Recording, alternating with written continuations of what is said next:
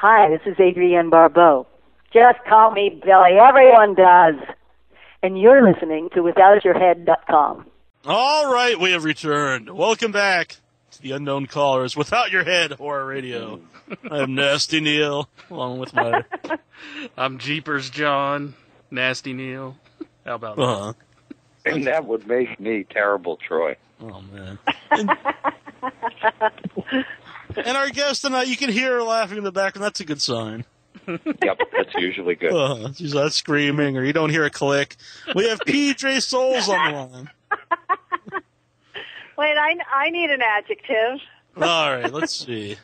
I guess it has to be with a that P. doesn't rhyme with... Can't think of anything. No, off the top you're of my head. Terrible Troy. I need something with a P, so... Petrifying. Princess. PJ. I was thinking Princess? petrifying. Perfect. I like perfect. Perfect, PJ. Perfect PJ. There you go. PJ, yeah. That's sweet. Aw. If you guys want to call in tonight, the number is 508-644-8503, or for people here in the chat room, just leave a question in there and we will ask it. If it's a good one. If it's a bad one, we'll just skip right over it. That's a good plan. Well, we'll let everybody know, actually, in July 1st through the 3rd, you're going to be at the Days of the Dead Horror Convention, and most likely we'll also be there. And, Yes, I hope you are, and that'll be fun. And, you guys have to watch out for Gary Busey. I see he's going to be there, too. So he's really a lot of fun, but, he doesn't like to stay at his table for long. He sort of wanders off. That's always a little trouble hyper. for all of us other people. Yeah. He's always coming to my table and going, "What was that picture from? What's that picture from?" Calm down. Go sell your, what was it that he played? Buddy Holly pictures. Oh, there you go. Yep. He's fun. Just bring him a pair of,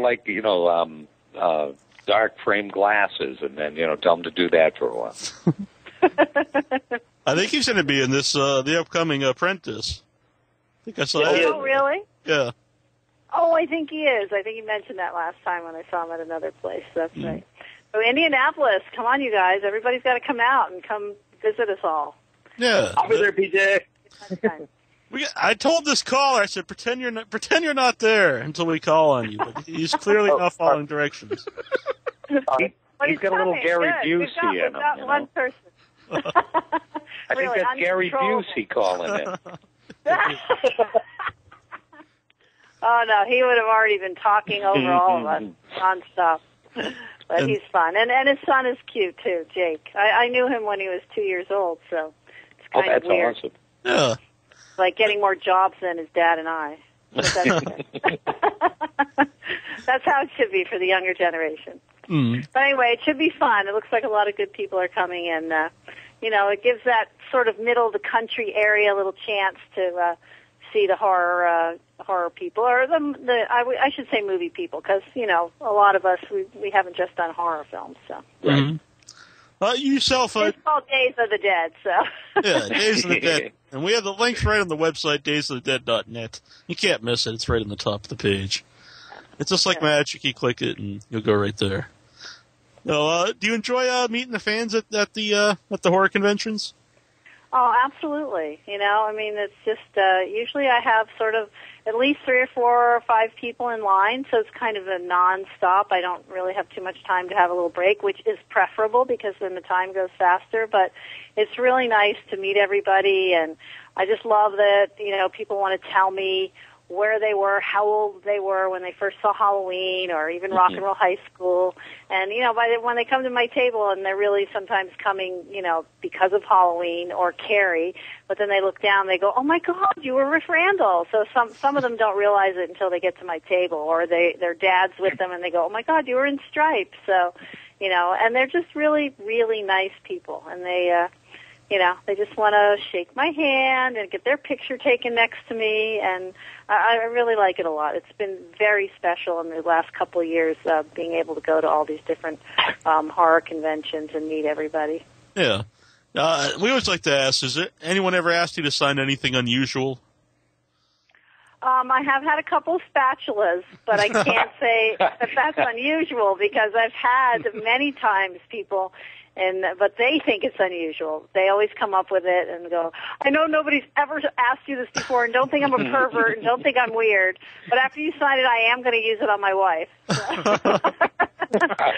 But that, and then it wasn't unusual, but these two girls came one time, and they had gotten red baseball hats at, like, Kmart or something, and they were so excited. They were, like, 14 years old, and they were just thought it was so cool that they brought these red hats, and that was the only time anyone's brought me a red hat. People always ask about the red hat from Carrie, but that's the first time I actually signed it. And for such young kids, you know, I mean, 14, and they love Carrie. It's just cool. I love how all those, you know, most of my movies, Carrie, Halloween, Rock and Roll High School, Stripes, well, maybe not so much Stripe, but Rock and Roll High School and Carrie and Halloween, the younger generation, this generation, you know, has embraced it just as much as the people that saw it when it first came out, and then their parents and their parents. So it's really tumbled down through the decades and held fast. So it's kind of cool. Yeah. Do you still have the original red hat? No, it was made of some kind of a felt-like material. It wasn't a strong baseball hat kind of a thing. It was just sort of a fun hat that I wore around when I first came to L.A., because coming from New York City, it was like, whoa, there's so much sun here.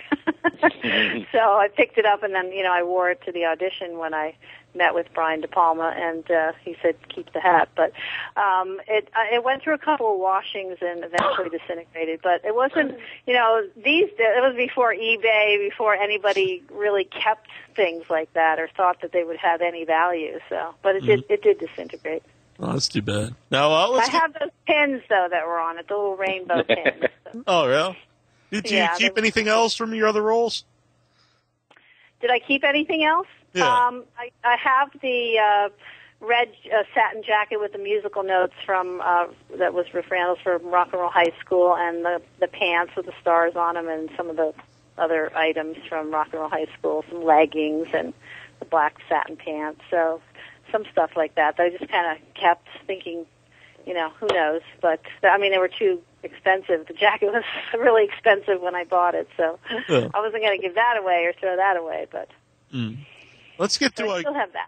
Let me get to Greg Hopefully here. it'll be in the Hollywood Wax Museum. My dream is, well, not my dream, but okay, goal.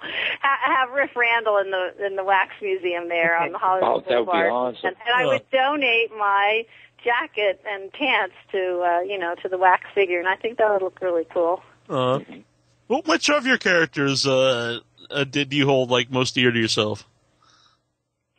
I'm sorry, repeat? Which of your characters is your favorite? Oh, well, probably Riff Randall, only because I got to, you know, be in the movie all the time. I mean, I was practically in every scene, and she was just the most fun, and I contributed the most to her because I did buy all that wardrobe, you know, myself, because they had a $200 budget, and that would have covered the jacket. So I had to spend my own money and outfit her as I saw fit, and I think, you know, that was pretty much 50% of Riff Randall is her clothes. So, yeah. And it was just fun, you know, being the lead in the movie and being so energetic. But, I mean, it was fun being in Stripes, too, opposite Bill Murray. That was really fun, too. So, you know, all of them. Linda was fun. You know, it's the first time I got to play you know, in Carrie I was kind of a bad girl, but in Halloween I was sort of a, you know, just a regular teenager, a normal kind of. I wasn't really evil or anything as Nancy Allen and I were in Carrie. So. What was it like the first time you saw yourself killed on the big screen? Well, it's not exactly the same when you watch a movie that you filmed. You know, It's not the same effect because. For me, especially even when I watch regular movies, I'm always thinking that the crew is right there and the lights are set up and I see the DP and I see the camera. It's a little hard. It has to be a really good movie to carry me away. But, you know, I mean, I guess, in Carrie, it brought back the memory of the fire hose actually going into my ear and breaking my eardrum and the enormous pain. So I think when I see that scene, I go, oh, my God, that was so painful. When my eardrum broke and I slithered to the floor and they had to pick me up and take me to the hospital. Oh. But in Halloween, I laugh because I remember trying to extend the scene because I was like, oh no, this is my swan song. I'm not going to be on any longer. I have nothing else to film except my body in the closet. And so I just, as I went out of frame, I kept going, just trying to make sure that I'm not dead yet. I'm still dying. Don't cut. See, here in the chat room, Tommy Doom wants to know if you have any memories of being with the Ramones. Well, of course, I have lots of memories, but any good memories? When we were filming, they were very shy. I didn't really know who they were until we got to the Roxy and filmed their stage scenes, because they were very enamored of Roger Corman movies. They were very sort of nervous, and they weren't really actors, so we had to cut a lot of their dialogue that we had set up for them once we got rolling and realized, oh gosh, they're not really gonna be able to handle this, because it's we were going like 1 or 2 takes at the most and on to the next setup, because we only had a 21-day shooting schedule and a limited budget here. But they were just really nice guys. Most of the time they sat on the floor. They wouldn't sit on the couches or in the room that we had for everybody up at the high school, and and they were very shy about getting in the chow line. I had to drag them and say, "You're allowed to eat," and they go, "That's okay, we're just the band." And we go, "No, you're the actors. You can eat lunch. It's okay." They were cool. Let's see here, Greg. Do you have a good question? Hey, PJ, how are you? Hello, Greg. I'm fine. How are you? Good. Where are you calling? Hey, Connecticut. Where? Connecticut. Oh, Connecticut. Okay, it kind of went. Yeah, I've worked with you at the shows before, so. Oh. Okay. Are you gonna be at Monster Mania in New Jersey or any chance? I don't know. With Nick Castle and I don't everybody? think I'm coming to Monster Mania. I think I'm supposed to go to Chiller, and they don't like it if you do both New Jersey. But I'd like to. I mean, Nick Castle, I heard, is going to be there, and he actually was the person under my sheet. And Tommy Lee, so. Yeah. Yeah, so Tommy Lee Wallace and Lance Guts are going to be there too, so. Oh, cool. Well, I don't know. No. Bill Phillips, he's been talking to everybody, so we'll see what. Well, we'll talk to you, PJ. You're the best. So. My question to you is, what is your take on Rob Zombie's doing Halloween 3D now? Okay, say it again, because it's like really. Yeah, he wants to know. He wants to know what you think about Rob Zombie doing Halloween 3D. Oh, Halloween 3D. Oh, I love Rob Zombie. I was in The Devils. He hired me for a little cameo in The Devils. Oh, yes. That was awesome. Sid Haig, the clown. That was awesome. And, I got to know him. So I think he's a true artist. He's, into music. He's actually a real artist in terms of comic books and animation. And then he also, directs movies. So he's got a particular peculiar vision, but you should try to get a part in it.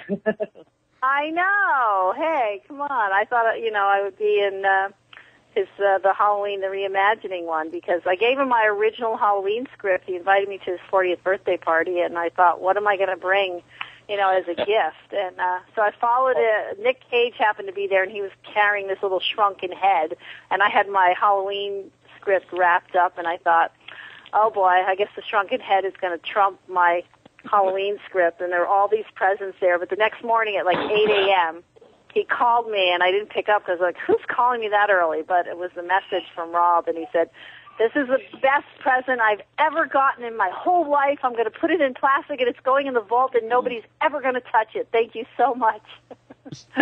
Oh, that's awesome. So, and then it was 2 years after that he did Halloween. So I think he scoured the script, and he liked it because it had all kinds of little notes in it. It was very yellowed and very frayed, but it was my original Halloween script.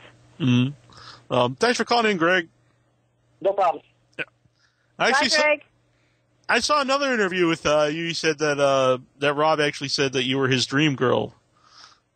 Well, yeah, in the he I guess in some interview it was like 20 questions or something. I forget which magazine, but they said, who is your favorite, cult film actress of the 70s? And he said, absolutely PJ Soles. So I thought that was cute. That's good praise, though. Oh, definitely. That was very nice, yeah. Well, I guess that, that was the casting call for Devil's Rejects, was notable 70s actors. So I went up and met the casting director, and I guess, he went, oh, yeah, PJ Souls. So it's nice to be remembered, and, this is what we need. We need, people that are now, in those positions of directing and writing to hire us old people that were young in the 70s and 80s and thrilling everybody. I think it's called veteran actors. Yeah, veteran. That's good. John, do you have a question?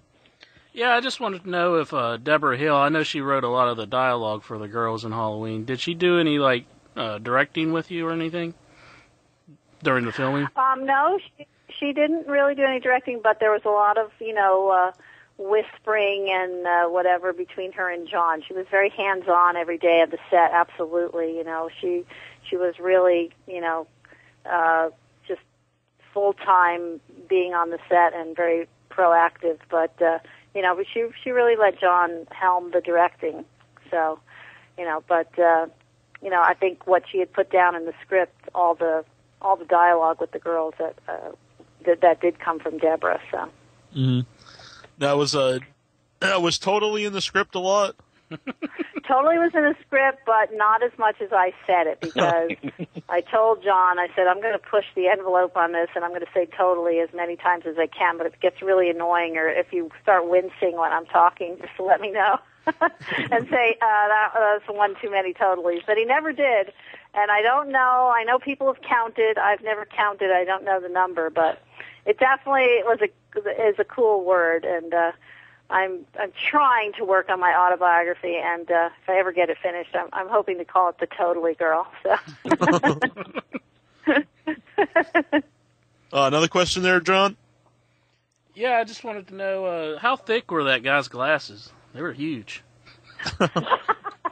Bob, he still has them. He Really? came to he came to the Halloween, all the Halloween convention in Pasadena that Anthony Massey put on a couple of years back, and it was so much fun. And Bob sat next to me, and people were so excited to see the two of us together. And he brought his glasses, so they were pretty thick. I guess they were prop glasses, though. Oh, okay. Glasses, but I thought, they're sort of like Clark Kent glasses. They're cool. Uh-huh. That was his thing, I guess. That was his. I use cigarettes, which I don't smoke, and I hate cigarettes and smoking, but I thought it was appropriate for Linda to be a cigarette smoker, and I guess he thought it was appropriate to have those thick glasses. Let's see, a couple more people here online. 508 area code. Who are you? Lumber Beer. Oh, that's a different person. Oh, Rue. Okay, we'll go to Ruben. Hey, a girl. Yes. All right, Yay, I hear a girl's voice. From Sandwich, Mass. Oh, All right. That's actually where I am right now. Oh, really? Yeah. Well, I think I may know your brother. Oh, okay. He's on here. Oh, cool. Troy. Yeah. Who is this? Terrible, Troy. It's Max. Oh, how you doing? I'm good. How are you? Wonderful. Did you call You him have a question for PJ? Are you? It's okay. You can talk to Troy. No. Oh, I think we lost Max. How well did you know Troy? Let's see. Did you know him in high school? She's getting you in hot That's water. why I cut her off, Is she there? I don't believe she's on here. I think we lost her. How about Ruben? Oh, I think we scared her off. You just wanted to say hi to Troy. That's cool. You can have some of my fans, Troy. All right, now I feel honored, He must not be so terrible. Now I know. Maybe she likes him terrible. That's cute. Ruben? Hey, guys. How's it going? Hey, PJ. Hello? Can you hear me? Yep. Yes, I can. Hey, guys. Ruben. Hey, guys. Hey, PJ. How y'all doing? Doing good, We're Ruben. good. Question. Just hanging on the internet. Well, I just want to say that I'm a big fan, and my three favorite musicals, Rock and Roll High School is one of them. And it's not a genre I like, but I love that movie. You're Awesome. Halloween's probably one of my all-time favorite horror films. I've got a generic horror film question for you, and I'm going to start asking different people the same question just to see if I can get different answers. But I've noticed in a lot of horror films, whether it's a werewolf movie or Halloween or what have you, zombie movie, there's always a shot of the full moon. Why is that? You know? Oh. Well, I don't know. Maybe it's something to do with, the werewolf theory, or that people do crazy things when it's a full moon. Isn't that sort of the myth, They should put that on Mythbusters. They should go around and check and see what happens during the full moon. But maybe it's also because it lights up the earth a lot, and so, you can kind of see a lot more. It's not as dark. Not that would be scarier, but maybe just all the hidden things that usually go on at night, maybe it's a little bit, brought out into the light during the full moon. But I think it does have to do with the howling at the full moon and the fact that that's when maybe something to do with the tides, maybe when the moon is full, the tides are pulling on our emotions differently, and we react and we do things a little bit more emotional and exaggerated or crazy. So I'll go with that answer. Well, I love the answer, but just want to say that a couple days ago, the lighting issue came up also, just that the full moon can be used to justify, a nighttime that's well lit. So, yeah, I just want to see different people give me an answer. All right. Thanks, Ruben. One last question. Any projects coming along in the future? I have a few things. I'm supposed to be working on this movie called Bind. That's sort of a horror film set in a snowstorm, and actually Tony Moran and I are supposed to play the couple of this guy that's going up to rent a cabin with his friends, and I think it's our cabin, so we're getting it ready for, our son and his friends, and, I'm not going to tell you what happens, but anyway, it's going to be shot up in Canada somewhere, and hopefully, we'll get it done, but I'm looking forward to that. And then my friend Matt Russell from Chicago, he's out here now trying to be a screenwriter, is a screenwriter, and he's going to be filming a short film soon, and we've been working together writing a script that I'm gonna direct. It's a short film for the series called Bloodshots with Anthony Massey as the producer. So got a couple of things, and hopefully anything else that comes along. Rob Zombie, what? Halloween 3D? Rob, hello, Rob. Thanks, Ruben. Thank you very much for all the great movies and all the years. Great memories. You're welcome. But wait, before you go, what are the other two musical films that you like? Rock and Roll High School is one of the three. So what are the other two? Grease and The Wizard of Oz, or The Wiz. Right. That's good company. Yeah. Rock and Roll High School, the movie in the midst of those movies. That's nice. You can still watch it today and have a great time, though, right? I mean, that's what I love about that movie. Timeless. I own all three, and I probably watch all three once a year. Oh, that's fine. My daughter's 22 now, but when she was about 7 or 8, she and her friends would always watch Grease, and then one day she put on Rock and Roll High School, and then that became like her and her friends' favorite movies until like they were 15. They would always come to my house and watch Rock and Roll High School. Oh, that is awesome. That is pretty cool. Thanks, Ruben. Well, guys, you all have a great night. Thank you very much. See you, man. Take care. Bye-bye. But Van here in the chat room, this is an unusual one. Any stories on working on Mil Mascaris versus the Aztec Mummy? Is that Jeff Burr? That must be Jeff. That was really fun. I don't know. They called me a week before, and they said, we want you to come out to St. Louis and, be this, the announcer of this. I guess it's a wrestling match, and it was sort of not really, scripted. It was just sort of, let's throw in PJ, she's fun, she'll bring some life to it. Ended up where all these Santos wrestlers from Mexico didn't really speak English very well. And I grew up part of my time, as my childhood, 8 years old to 14, in Maracaibo, Venezuela, so I'm fluent in Spanish. And I ended up being like the on-set translator. Every time Jeff wanted to talk to these guys, get PJ, what's he saying? And so that part was really fun for me. And I thought Thaddeus Wadley was the DP, and I thought he did a pretty good job too. He was fun to work with. I'd worked with him on Death by Engagement, and he's a really cool director of photography. So he's going to be another Dean Cundy one of these days. Former guest of ours. With that. Yeah, Dean Cundy's our man. Steve in Toronto, he has a few questions, but I'm going to combine them into one. He wants to know, how would you compare John Carpenter to Brian De Palma? Oh, well, that's an interesting question. I have been asked that before. I would say Brian De Palma, that was my first experience working on a film that, wasn't like a short film or a student film or something like that. And, I thought, okay, this is the way it's going to be when you make like a real movie. But he didn't really get together with the actors and talk about your characters or, wasn't really congratulatory like at the end of the scene, but you knew that he liked what you did if they moved on, and if he said, okay, that's good, and he would sit there with this big grin on his face, but he never said, hey, that was good, or can you try it this way, or okay, next time do this. He just sort of, let you do 1, 2, 3, 4, however many takes until, like I said, you saw that smile. So he wasn't really a collaborative director in terms of with the actors, but very, very good in terms of storyboarding everything out. Every single scene was drawn on a piece of paper, and they would follow that exact drawing. It was like he had made this illustrated book on what he was going to shoot, and I thought that was fascinating.